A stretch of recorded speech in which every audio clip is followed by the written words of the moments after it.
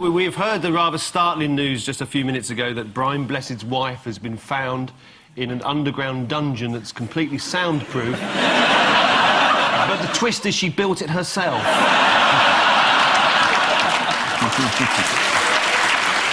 I should have done that in the show. But I'll tell it later. Pretend you haven't heard it.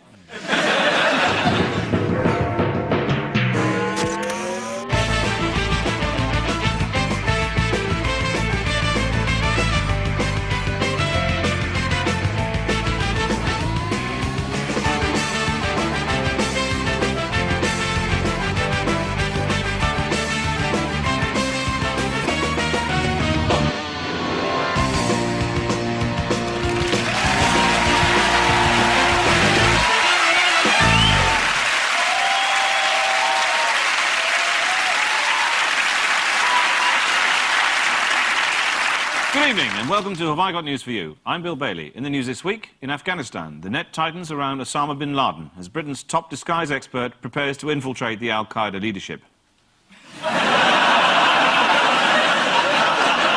An Islington resident keeps his cool after rolling himself the world's biggest ever joint.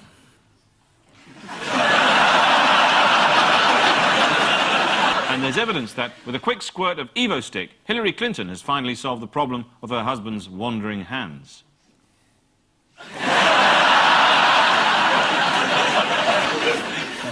On Eon... All I'm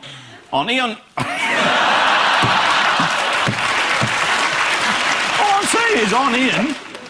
Why couldn't he have a different name? Can't we have Brian Blessed back?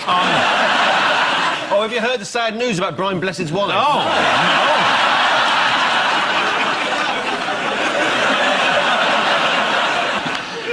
On Shaka Hislop's team... No, on Ian Hislop's team tonight is the BBC's political editor who told The Independent recently, people say I sound arsey, northern and confrontational. But that's because I am arsey, northern and confrontational. Please welcome confrontational northern arse, Nick Robinson.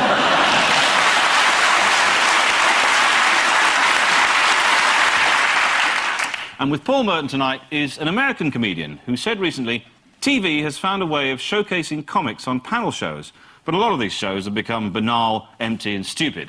Not the pop music one, that's quite good. Please welcome Reginald D. Hunter.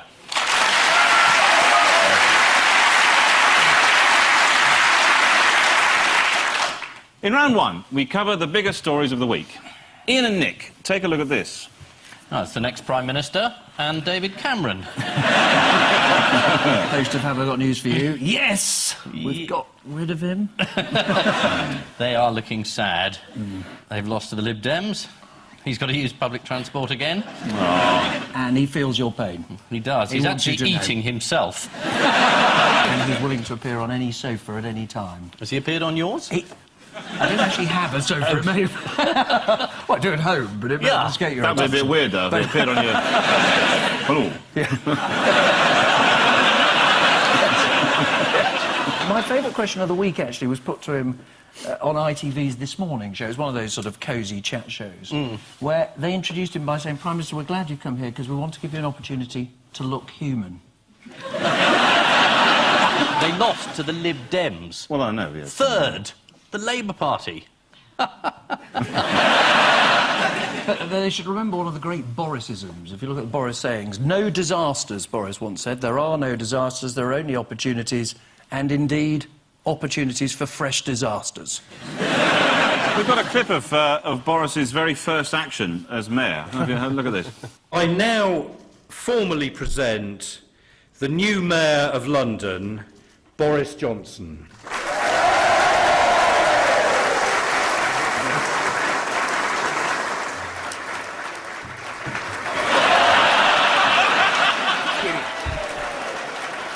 I hope you didn't catch that bit. Great thing is he started as he means to go on. That's right, yeah. That's what people want, though, don't they? Yeah, they want a trip. Yeah. You've been going to Glastonbury again, Ian? Do you think Ian goes to Glastonbury? I don't know, he might. You'd go down to the classical music tent, perhaps? There's an abbey, isn't there? Yes, there is. 3 rooms of banging Dvorak. That was his nickname, wasn't it? How he managed to compose all that music as well. Yeah, see, the mayoral campaign was a bit rough. I don't know if you remember this particular clip. If the polls are to be believed, this is yours to lose. And if you do, it will be a huge blow to the Tory party, who are riding high in the national polls at the moment. Boris Johnson, the reason why I got this hairstyle, my 12-year-old niece made me a bet that he would win. And I said, fuck you, you 12, you don't know what you're talking about. So what did you rashly promise? She said, well, if I win, I get to restyle your hair. So she said you have to look like Minnie Mouse. Yeah, well, that's very witty.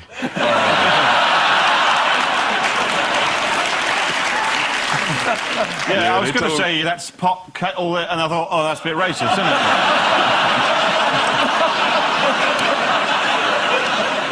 I don't know, is that racist? Oh, No, yeah, it's not, what is this, the Ask a Black Guy segment? Well, Whitey, Let's turn. let's just check the raceometer. Yeah, tell me about your hair. Oh, this is not hair, this is a small animal I've trained to stay with.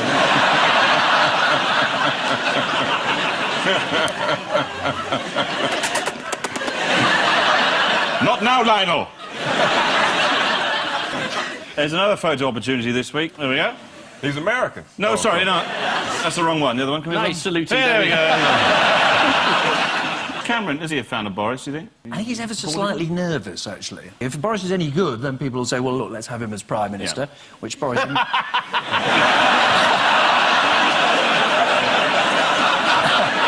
It's just one of those jokes that doesn't stop. Well, I know that when I was living in the ghettos of Deep South... Yeah, oh, we've all done that.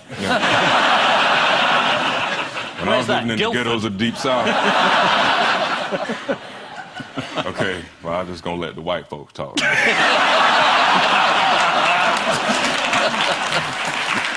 That's a straightforward racist remark. Was that racist? As you know perfectly I don't know. well. I don't know if that was racist. I guess I'll ask myself. But, you know, it's like I learned a lot about politics living over here because, you know, in America, you know, we just, you know, Americans care now. More Americans are going to vote in this election. I mean, hell, people in other countries want to vote in our election this time. A friend of mine asked me recently, was I going to go see the new Batman movie with him? And just, I don't respect the concept of Batman because of what I understand about politics now. Sorry. I'm gonna lay it out for you. Rich dude owns a corporation, yes, has state-of-the-art equipment, yep, and he uses this to beat up on street-level crime. He doesn't mess with the industrialists or the super capitalists, the Murdochs or the Trumps. He rather just fuck with the purse snatchers on the corner. Batman is a conservative's wet dream. Fuck Batman.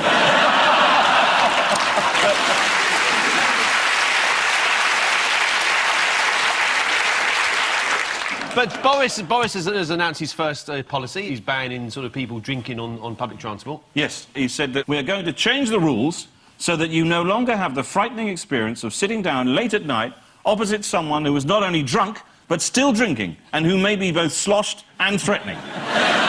Yes, I saw Brian Blessed on the show last week as well. Did you hear about his wife, Brian Blessed's wife? With the secret they found compartment? Her, yeah, they found her in an underground cellar, Amazing. completely soundproof. Yeah. And the weird thing about it is... Yeah, she built it herself. She built it herself.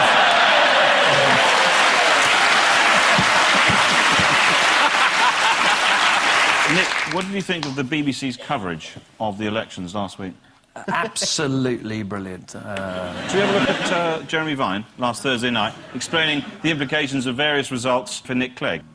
See here, damn, all this here is a shootout saloon. I'm trying my shooting skills on, and I fancy that might just be the love potion of the leader of the Liberal Democrats.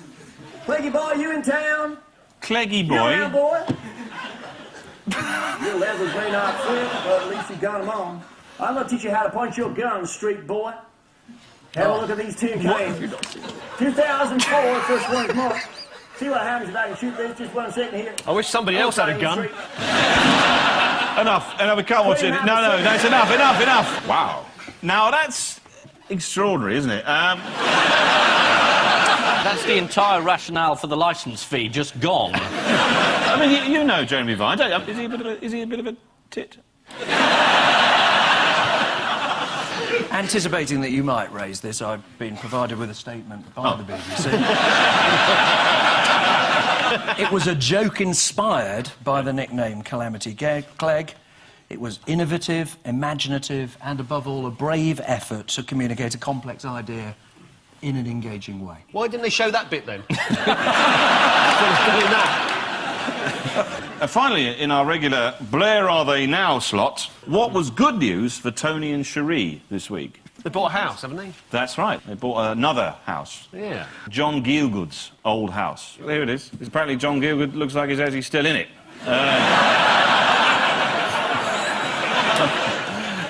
This is, of course, the news that Labour has slumped into third place in the polls. By Friday morning, dozens of Labour councils had been consigned to the dustbin, although, thanks to council policy, they won't be collected for another 2 weeks. During the election campaign, the even-handed British press was as impartial as ever. A Daily Express phone poll asked, "Have you had enough of being fleeced under Labour?" And to add insult to injury, calls 25p a minute. What about the coverage in The Guardian? Are we not going to go for that? 3 days of solid anti-Tory propaganda? No balance at all? Yes, we could do. Sometimes one gets weary. And you know them young girls, they get weird.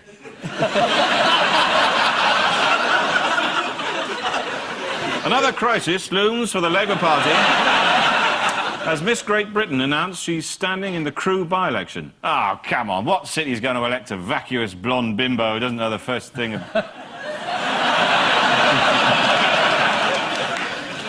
Paul and Reginald, here's yours. People are queuing up for... Voting. Oh, yes, of course, it's America. Barack Obama eating. Yep. And next to a white dude. Yeah.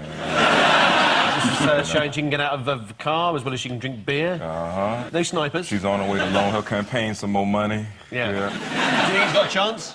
I think he's got a chance. I think he has a great chance to be the Democratic nominee, but I think your new president will be John McCain. I think Barack Obama wants the race to be about ideas, new directions, new beginnings, and I think Americans just like somebody they can recognize and somebody who looks a bit fun. You have to remember that Bill Clinton, survived a sex scandal. And the way he survived that sex scandal when he was running was he ate at McDonald's and he blew a saxophone in a black band on the Arsenio Hall show. And Americans thought, yeah, he's cool. I think, Yeah. Once we have our 2 final nominees, I think John McCain will get into office, and I think his first act as president will be to pull out of Iraq and invade Vietnam. Yeah, well, they've had it easy for a while, haven't they, really? See, he was held by the Vietnamese. I think he's one of these people that's been programmed to kill once he becomes a president. Like a Manchurian candidate. Manchurian candidate. Yeah, boy. Nobody's mentioned this. Yeah, The boy. Mancunian candidate. Yeah. The Mancunian. Hey, what up? Come on. Are you going to miss Bush, Nick? George Bush? He had a bit of a run-in, didn't he? At the end of a news conference with Gordon Brown, he looked at me and said, "You should cover your bald head." Hang on, just stop me there, because we actually have this clip. I'd like to show you. You better cover up your bald head. It's getting hot.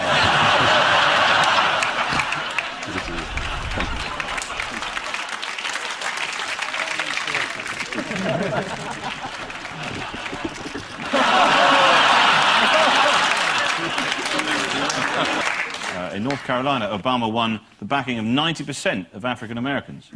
And is that because he's black? Or is it... He sounds Irish. You know. Barack Obama. From Cork. His actual speech sounded Irish. Oh, sorry, yeah. I'm going to beat the next president of the United States.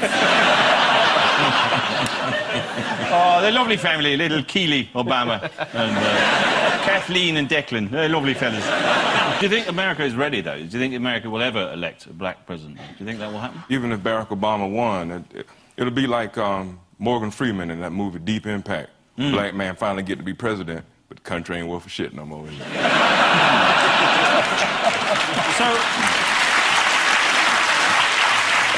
This is the critical week when the Obama versus Clinton race for the Democrat nomination finally reached the point of extreme tedium. Hillary Clinton told Bill over dinner that Obama's campaign was being damaged by comments made by Pastor Jeremiah Wright, to which Bill replied, Pastor. And so now we come to round two, the archive round. Here are some stories from the past that have been back in the news this week. Ian and Nick, here's yours. Congratulations and jubilations. I want the world to know I'm happy as can be. This is a big scandal that's just been revealed. Cliff Absolutely Richard should right. have won the Eurovision Song Contest. It's very shocking. Franco rigged the judges. He bribed a lot of the judges in the Eurovision Song Contest. Yeah. Because he wanted Spain to win to encourage tourism to Spain. I mean, he's done a lot of bad things, hasn't he, Franco? But annoying Cliff Richard, that sort of evens it out, really, doesn't it? Friend of Hitler, congratulations, didn't win. Cliff Richard's a friend of Hitler. That's libelous. You'll go to prison for that. I'll come and see you. Wednesdays would be good for me. In fact, we actually have got the winning Spanish entry here. Oh, good. See if you can guess what it's called.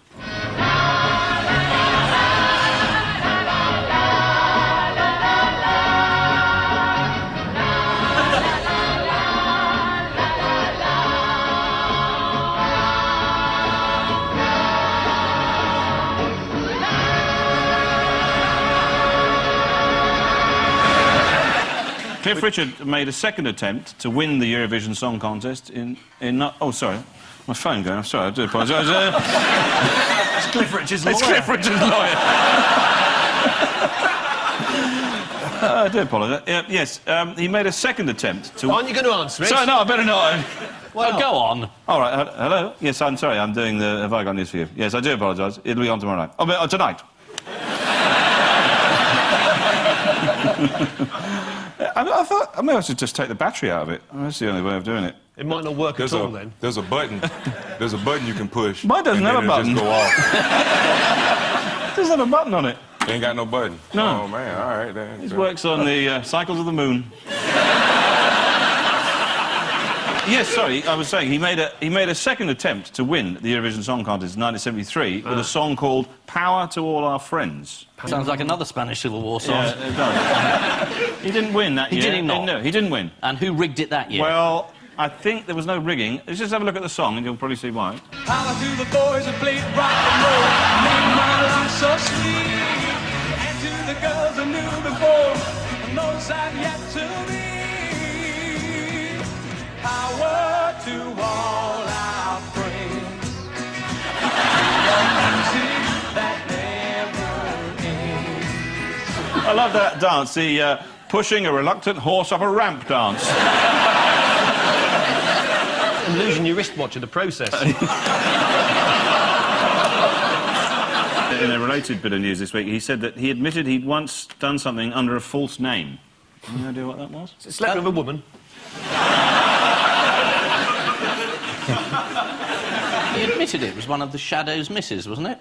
Jet Black, his missus. What, of the Stranglers? Oh, no, he was in the Stranglers. It was the Jet... It might have been... Was it Jet Engine? What was his name? Jet Storm? Jet something. It wasn't Jet who used to be in the Shadows. Jet Harris. Jet Harris, thank you. I didn't know you were in Jet. Sorry about that.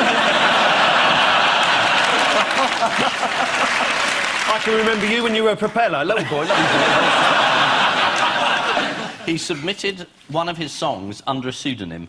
That's right. And it topped the rhythm and blues chart. No, he was down with the kids. Was he? I didn't hear about that, no. On the subject of TV scandals, what have Ant and Dec been up to this week? They've been a programme which they were involved with, which they were executive producers for, and which they presented, was found guilty, which they knew nothing about, because they were the executive producers and they were presenting it, but they didn't know anything about it. No, they didn't know anything about it. I'll visit you in jail too. Wednesdays are good for me. And basically, they've been fined, millions of pounds. Yes, that's right. ITV's been fined for ripping off viewers in phone-in competitions on Saturday Night Takeaway. And actually, on the subject of the Comedy Awards, there's the British Comedy Award from 2005 organisers promised Robbie Williams he could present an award to Anton Deck to guarantee his attendance. But in fact, viewers had actually voted for the Catherine Tate show. Yeah. So they're going to have to give it back. Thieving Geordie bastards. This programme was up for a British Comedy Award once in the comedy quiz section, and we lost out to Who Wants to Be a Millionaire. And the other year we were up for Best Comedy, it was won by General Franco. Yeah. But he had a great puppet act, to be fair. This is the news, I say news, that Cliff Richard was robbed, I say robbed, of first place in the 1968 Eurovision Song Contest after the voting was rigged by General Franco. The classified information was revealed when the archives were opened up thanks to the so-called 40-year rule, allowing historians for the first time to get fascinating insights into Cliff's 50th birthday celebrations. Paul and Reg, here's your archive cue.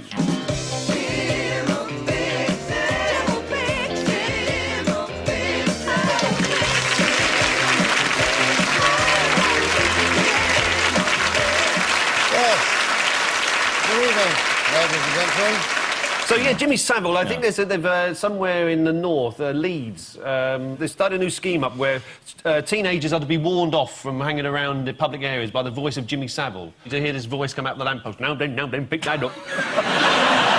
Why he doesn't sound like himself, I don't know, but that's one of the mysteries of digital recording. Where did you get this information? Is it not true? Let's try and find that out. Halfway through, I had a feeling I'd made it up. He's given an interview to Esquire magazine in which he said not only did he fix treats for children, he fixed things for grown-ups. One of them was he fixed the Middle East. Yes. No, this is serious. This is what he claimed. He was in Israel, he met some politicians, they said, "You're amazing, Jim, can't you sort out this problem for us?" And he did.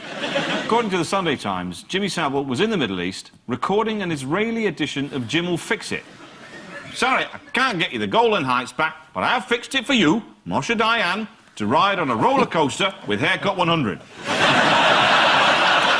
So his voice doesn't come out of lampposts in Heavenly, but he has fixed the Middle East. It may well do. He said, "I'm like a sewing machine needle that goes in here and goes in there, but I am also the eminence grise, the grey shadowy figure in the background."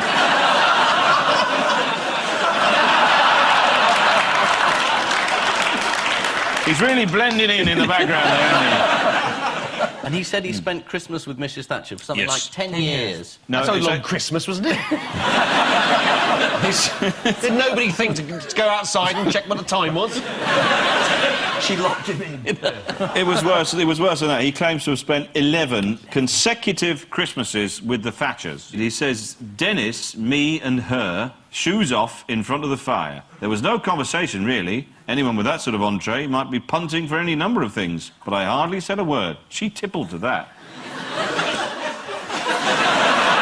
Did they not think of inviting the rest of their family, the Thatchers, or did they just wanted Jimmy Savile? Mark, who could never find the place. Have you met Carol? No. Do you think her mum would rather spend time with Jimmy Savile than her own daughter?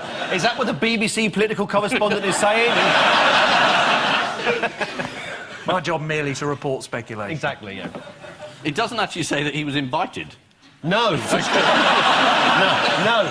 Or, in fact, or indeed, he'd left after the first one. That's proving my point. He hid in Chequers. It's a big place. Yeah. He was up the chimney. Every so often they lit a fire, and they just... the radio was on or something, but they didn't realise he was there the whole time. He hid in the roof for 11 years. He befriended a barn owl called Mr. Peters. That's right. Him and Mr. Peters, the barn owls. General Franco's outside. He wants an apology. Sorry, we've just had a bit of information. It is true about the voice of Jimmy Savile in the lamppost in Headingley. So, Is it? Yes.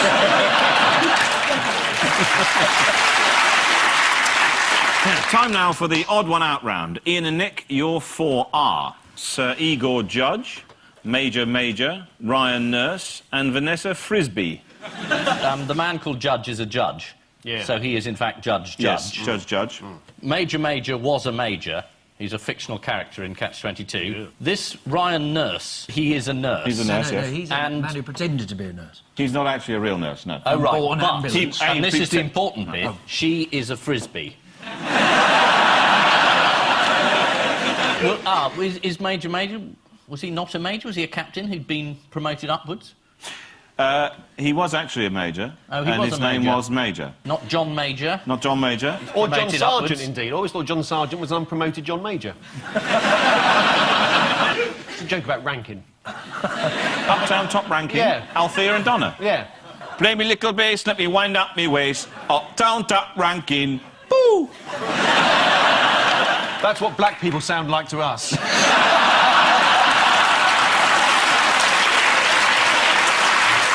Play that thing about Jimmy Savile. That's how white folks sound now.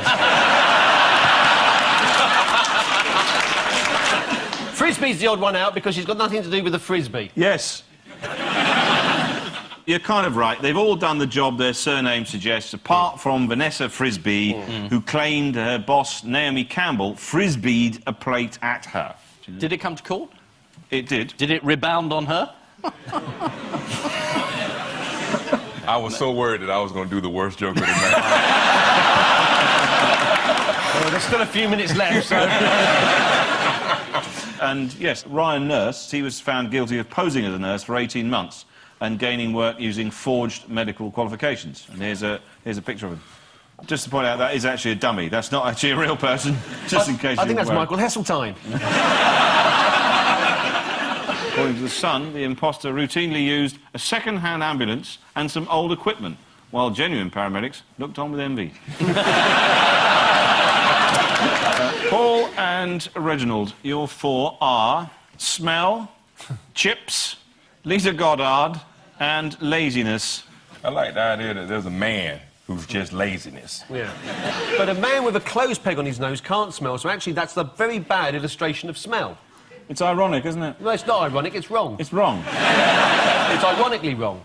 It's about like if you showed a plate of chips and you just showed a barn owl talking to Mr. Peters. That would be confusing.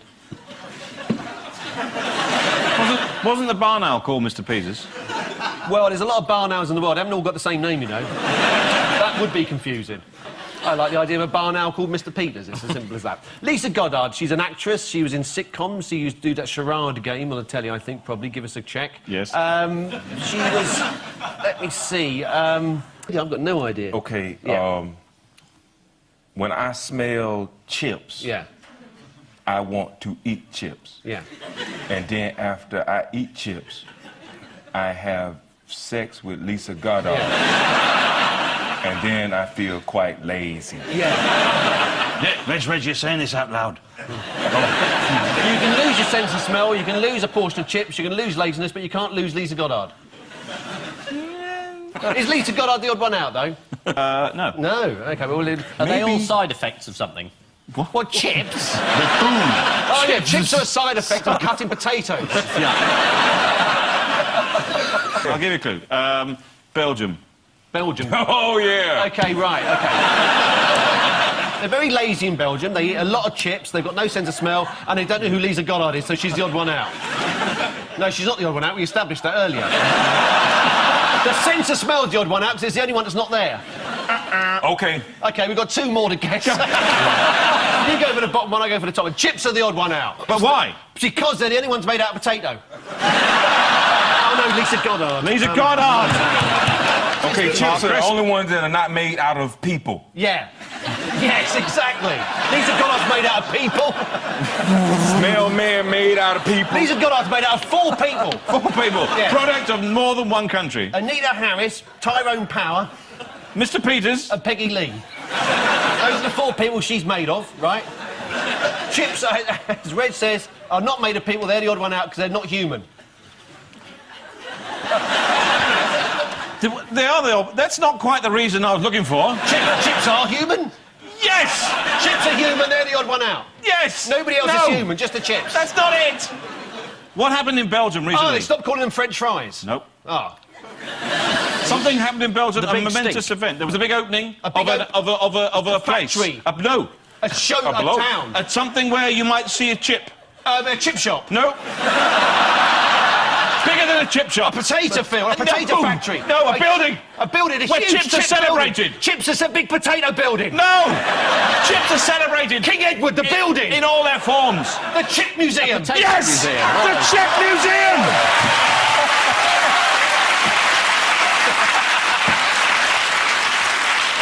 That's right, that's right. Is that now it? give us our damn points.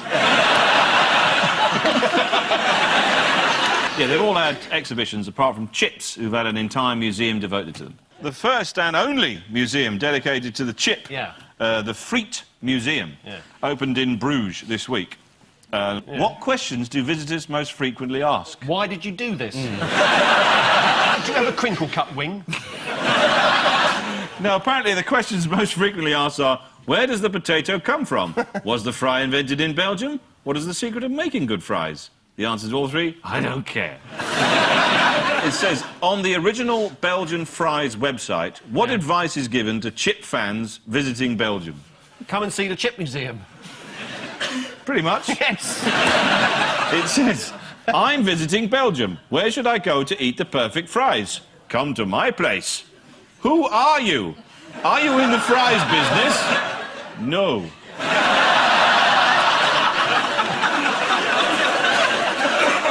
That might be an exchange between secret agents. You know, the seagull flies high over Krakow tonight. One of those conversations. Yes. Are you in the chip business? Yes. No.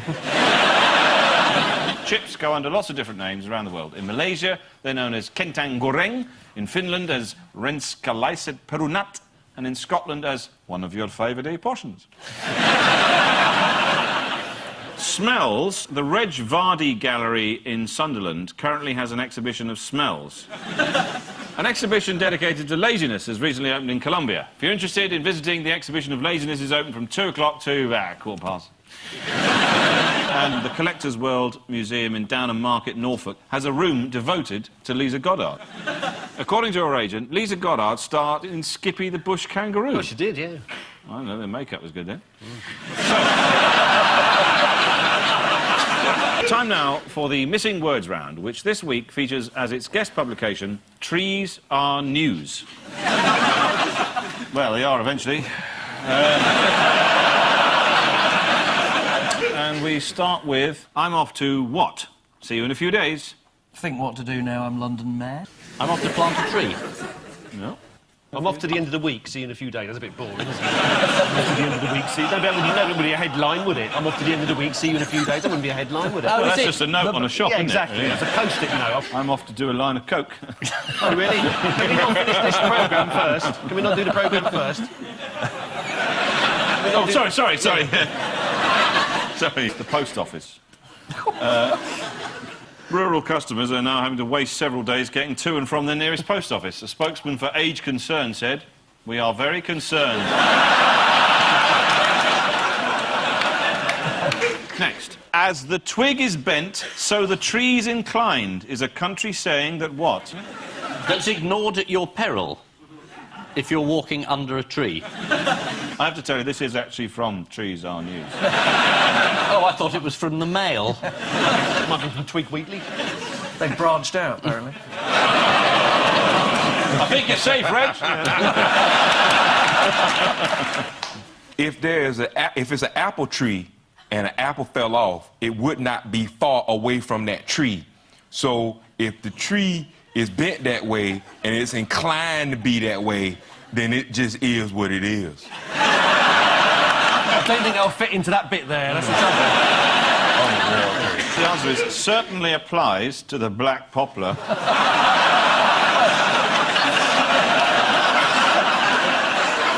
And, Was that racist? Is that racist? It's racist, isn't it? You know, for the first time, I genuinely don't know. Next. Tourists to be greeted by colossal what? Tree. Brian Blessed at Dover. Welcome! Come on! Did you hear about his wife? Horse. Is the correct answer. Yes, it is. They're looking for an equivalent of the Angel of the North. Oh, yes, So the North 33 get an times, angel yeah. and we get a large horse. Yeah, it's true. Eurostar passengers arriving in Kent may be met by the sight of a giant statue of a horse. They're just going to think they had too much to drink on the Eurostar. Does anyone want to see a tiny hedgehog? Yes. OK, come on then. Aww. How did he get hold of the money? Next, Barnsley baker asked to what with baguettes? Asked to bake bread. Asked to bake bread with baguettes. It's actually supply French. Barnsley baker John Foster has won a contract to supply baguettes to the French railway. Let's see how the Daily Star covered the story.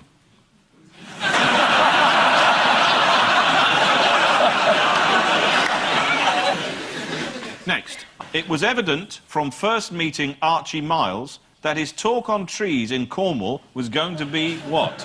A drunken, aggressive fiasco. He started off his speech with, "There are no trees in Cornwall." Wooden. No. Something like, you know, when you put a... Effervescent. Yes! Effervescent! Oh. Brilliant. I read it every week. You shouldn't do it, and he comes out once a month. And finally, I sold myself short for fame and fortune admits what? Archie Miles. The Queen. The Queen, she's only 5'1". Her and Ronnie Corbett, the same person. Hey, Yeah. actually, you never see them together, do you? No, you look at those. Some of those two Ronnies opening sequences, and it's the Queen. And the Metropolitan Police have just announced an elephant has done a ton on the M1. It's good night from one.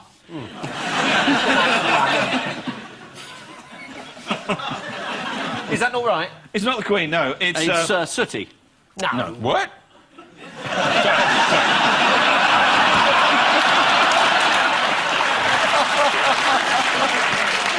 There's an easy explanation for this. Yes, Just so there's no confusion. Ian's upper class.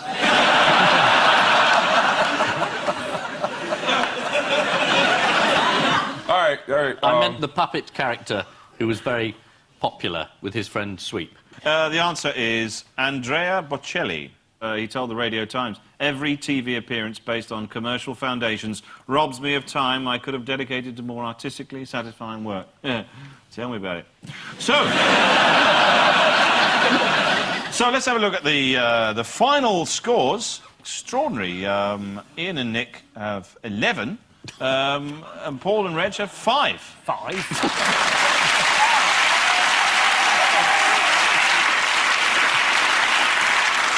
Yes. It's like the Zimbabwean election. It is, yeah. He just put the score down before we started the programme. But under the new Mugabe, it's actually a dead heat. So, yeah. Mugabe, did you know his name backwards is E by gum? Did you know that? Not everybody knows that. They should know it. Mention it next time you're on the news. Before we go, there's just time for the caption competition. Wembley officials deny FA Cup final is waterlogged. Jimmy Floyd stickleback.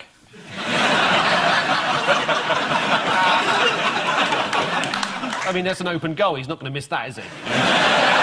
Although he might be suspicious of the net. Actually, yes. And I leave you with the news that in his final speech from his office, Ken Livingstone denies he was out of touch during his time as mayor. After no one turns up to paint a bowl of fruit, there's a better attendance for Sister Mary's second art class. And in Gloucester, there's evidence of more essential work done by the Ministry of the Bleeding Obvious.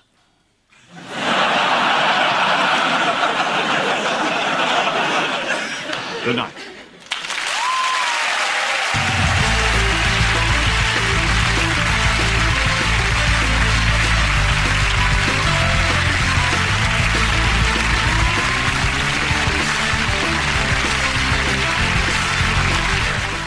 Chris Moyles, shy. Now, there's a word I would never have used to describe him. BBC Two continues the comedy Map of Britain next, and later an apprentice challenge in Marrakesh that's not exactly kosher.